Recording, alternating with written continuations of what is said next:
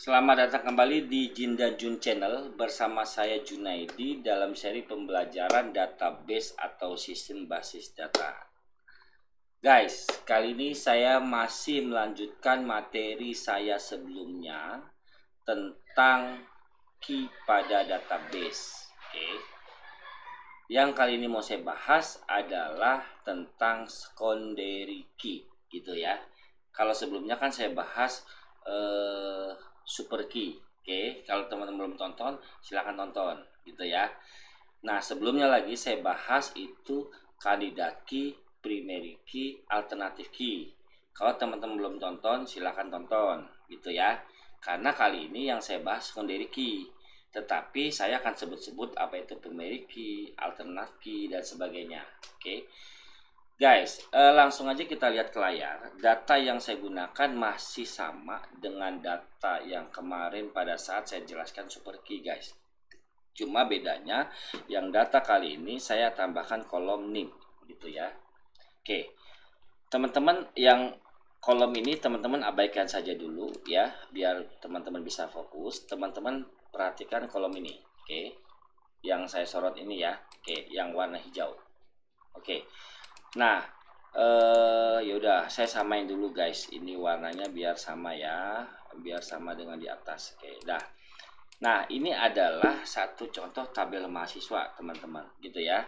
Kan kemarin saya jelaskan pada super key itu nggak ada NIM karena berarti tidak ada field yang tidak bisa dijadikan primary key ya. Tapi saya nggak mau bahas itu lagi.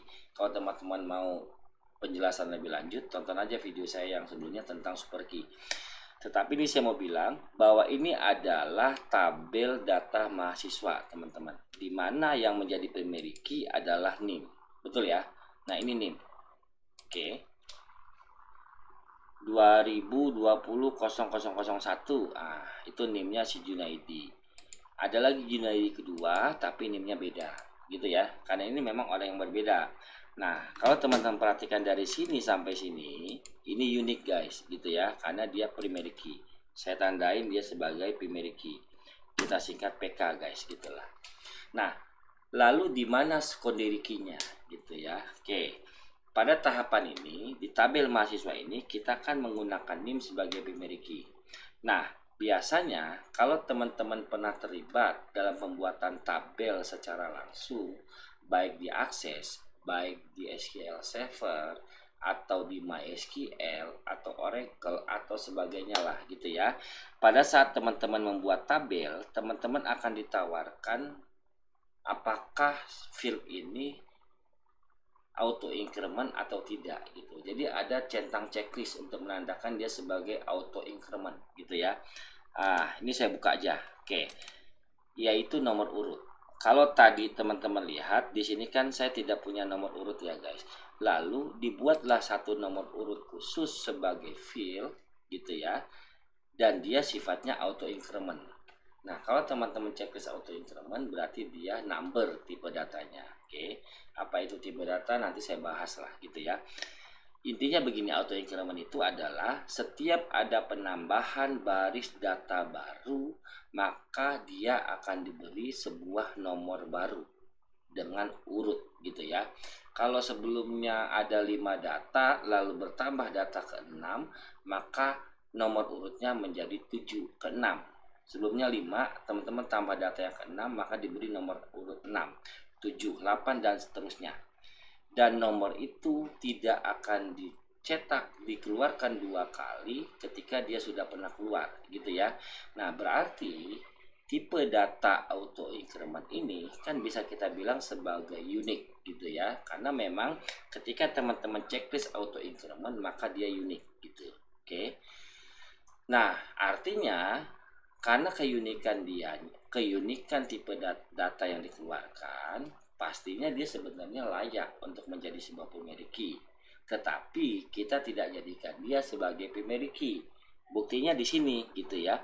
Ada field nomor dengan nomor urut yang terus berlanjut dan tidak akan pernah berulang nomornya selama belum di refresh lah gitu ya. Oke.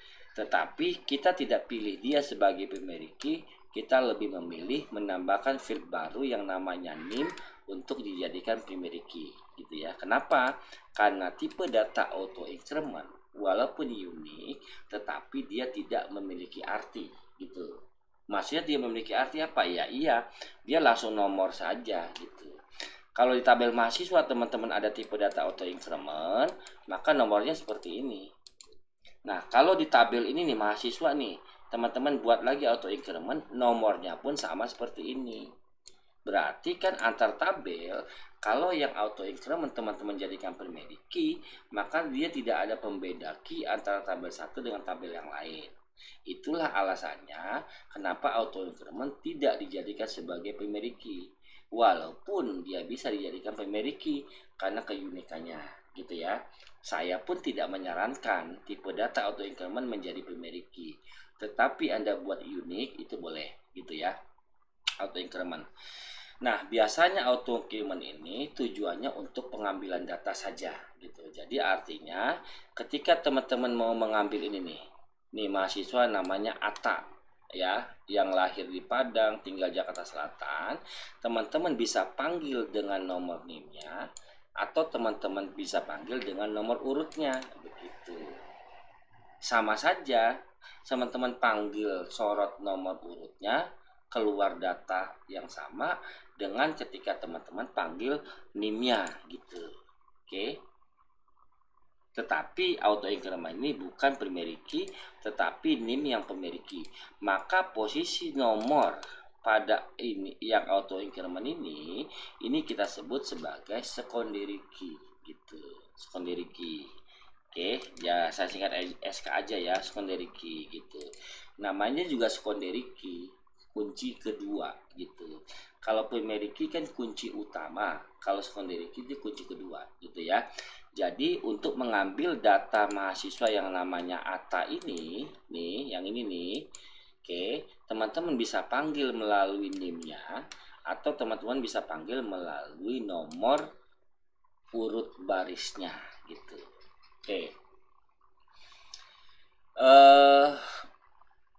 Lalu apa contoh secondary key yang kedua gitu, oke? Contohnya gini. Kalau teman-teman udah nonton video saya yang pertama tentang key yang bicara soal kandidat key, primary key, alternatif key. Di situ saya sempat sebut itu alternatif key gitu ya. Kan ada KTP, SIM, paspor. Lalu KTP dipilih sebagai primary key, maka SIM paspor kan menjadi alternatif key gitu ya.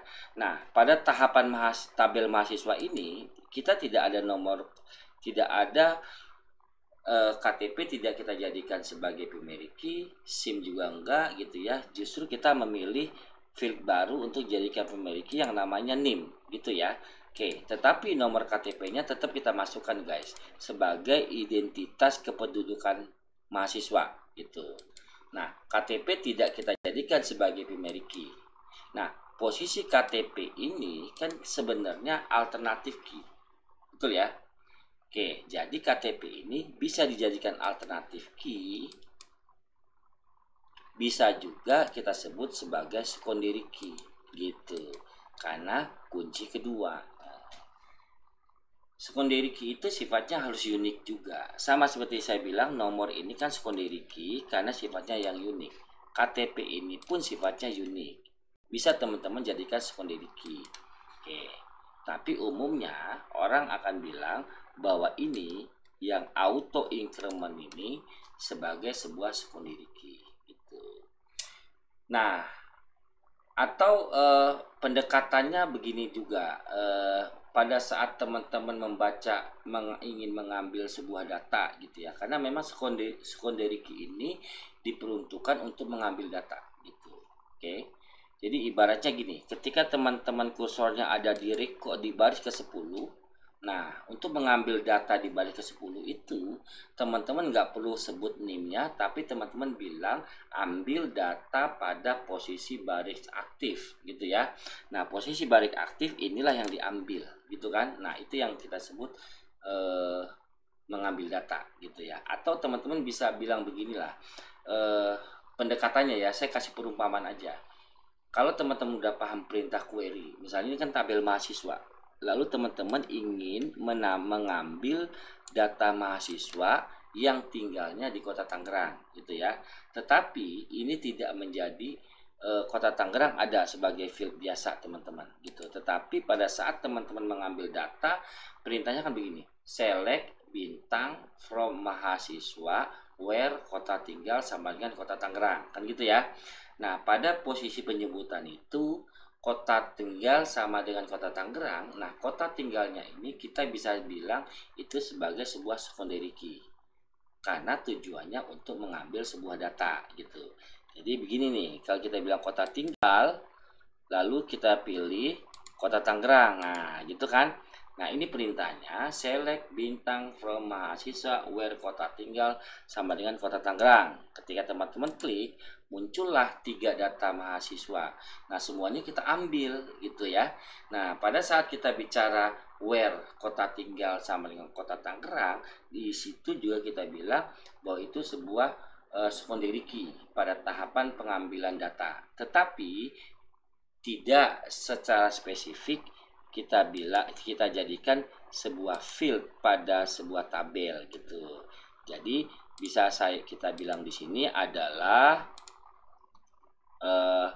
yang disebut sebagai secondary key. Nah, ini bisa disebut sebagai sebuah secondary key karena sifatnya yang unik, tetapi kita tidak pilih sebagai primary key. Atau alternatif key, ini KTP yang sebenarnya unik yang menjadi alternatif key, kita juga bisa bilang dia sebagai sebuah secondary key gitu guys. Oke. Kalau teman-teman masih bingung penjelasan saya tadi, ya nggak apa-apa, teman-teman ikuti dulu karena memang untuk memahami lebih jauh secondary key ini teman-teman perlu terlibat langsung di dalam query-query untuk menampilkan sebuah data. Oke. Tapi yang penting adalah teman-teman sampai dengan video ini sudah mendapatkan 4 ilmu key, 5 ilmu key pada database. Oke. Video saya tentang key yang pertama saya bicara kandidat key, primary key, alternative key. Kemudian video sebelum ini saya bicara soal super key, dan yang sekarang saya bicara secondary key. Oke. Nah, ada 2 key lagi yang mau saya bicarakan tetapi pada video berikutnya, yaitu forged key dan composite key. Oke.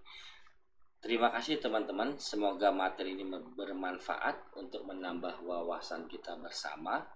Oke. Kalau ada hal yang ingin teman-teman usulkan agar saya bahas apa terkait database, tulis aja di komentar gitu ya.